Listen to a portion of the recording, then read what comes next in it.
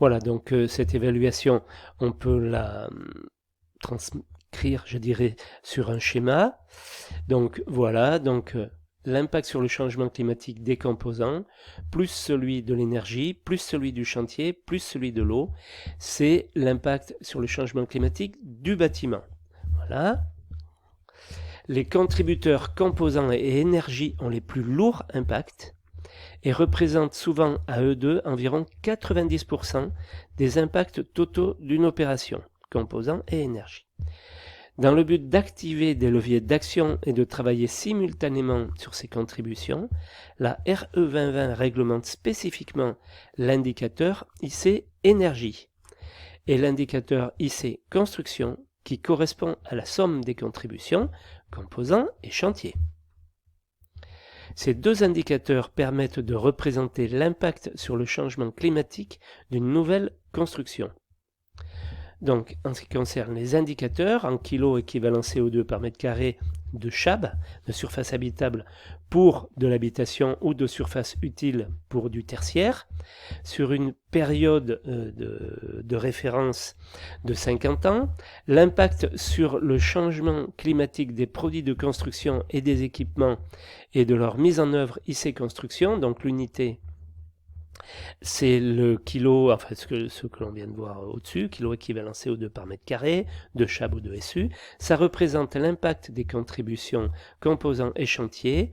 Donc c'est le focus sur les produits de construction et des équipements et leur mise en œuvre. Plus l'impact sur le changement climatique des consommations d'énergie pendant la vie du bâtiment, IC énergie, toujours pareil en kilo équivalent CO2 par mètre carré de CHAB ou de SU, qui représente l'impact du contributeur énergie. C'est un focus sur les impacts des énergies consommées pendant le fonctionnement du bâtiment. Donc, les indicateurs supplémentaires sans exigence réglementaire introduits par l'évaluation environnementale. Donc, on a l'impact sur le changement climatique du bâtiment, IC bâtiment, toujours la même unité. C'est la somme des 4 contributions, composants, énergie, chantier et eau. Il y a également le carbone biogénique stocké, stock C, unité en kilos de carbone par mètre carré de CHAB ou de SU. Il s'agit de la quantité de carbone biogénique stockée dans le bâtiment, c'est l'ensemble des composants des lots de construction. Par exemple, un exemple de stockage biogénique, c'est le carbone stocké dans la charpente bois de la construction. Voilà, donc ça sera plutôt intéressant. Impact des données environnementales par défaut utilisées dans l'évaluation du bâtiment hors voirie et infrastructure, l'ICDED. Données environnementales par défaut. Donc ça, ce sont des kilos équivalents de CO2 par mètre carré. Donc le calcul de l'indicateur IC construction fait appel à des données environnementales spécifiques et des données environnementales par défaut ou des valeurs forfaitaires. Cet indicateur permet de connaître la part de données environnementales par défaut dans le calcul de l'impact des composants du bâtiment. Voilà. Il y a les indicateurs inclus dans les données environnementales.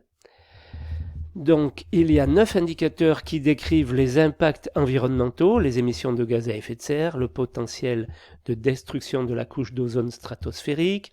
Il y a 11 indicateurs qui décrivent l'utilisation des ressources, utilisation totale des ressources d'énergie primaire non renouvelables, utilisation nette d'eau douce. Il y a également 3 indicateurs qui décrivent les catégories de déchets, déchets dangereux éliminés, radioactifs.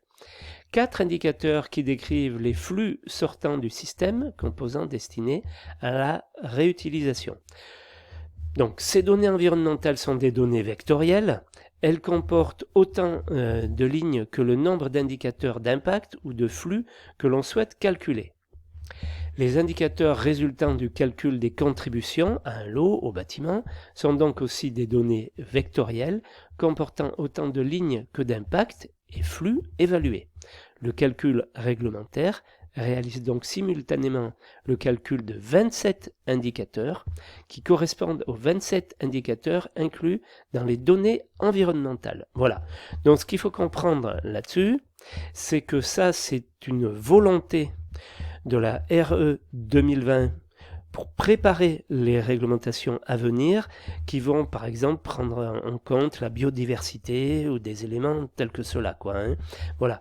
Donc on va en tenir, enfin, oui, on va tenir compte bien sûr des 27 indicateurs et il y a ceux que l'on va noter, hein, dans l'étude, mais qui ne seront pas comptabilisés pour cette fois-ci, mais à partir de 2025, on peut penser qu'ils seront comptabilisés.